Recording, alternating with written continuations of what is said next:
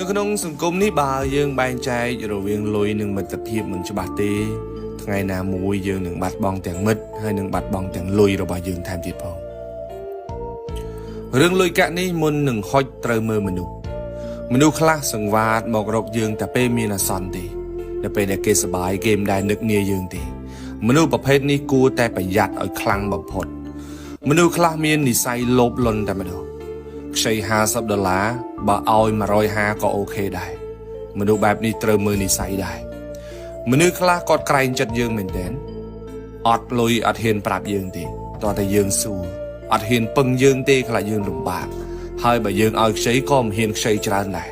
ព្រោះខ្លាចចិត្តយើងជាម្ចាស់លុយមនុស្សបែបនេះបើសង្គ្រោះបានក៏គួរតែសង្គ្រោះហើយយើងអាចខ្សែគប់គ្នាបានទាំងថ្ងៃមុខរឿងលុយកាក់នេះគឺខ្ចីឲ្យដឹងខ្ចីសុំឲ្យដឹងសុំបើយើងជពាក់គេមានចិត្តជួយយើងកុំបំពេញគេជាដាច់ខាតមនុស្សបែបនេះនិស្ស័យអត់ល្អទេហើយបើដឹងតែខ្លួនឯងជពាក់គេកុំចាំដល់គេទា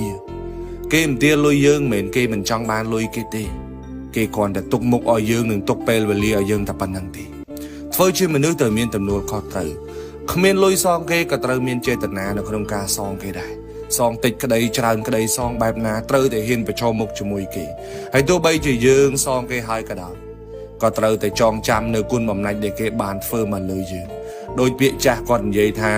ពេលមានគុណលើគេកុំសំដែងតែបើគេមានគុណលើឯងក៏កុំបំបត្តិរឿងលុយនេះកុំចិត្តល្អហួសមៀតពេក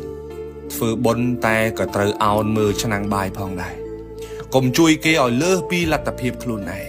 ធ្វើអីក៏ត្រូវមានកម្រិតដែរ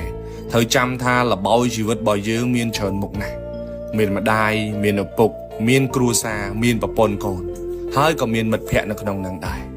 សូមកុំឲ្យអំពើល្អរបស់យើងនឹងវាคล้ายទៅជាជំរឿសដែលត្រូវបោះចោលផ្នែកណាមួយនៃជីវិតរបស់យើងឲ្យសោះ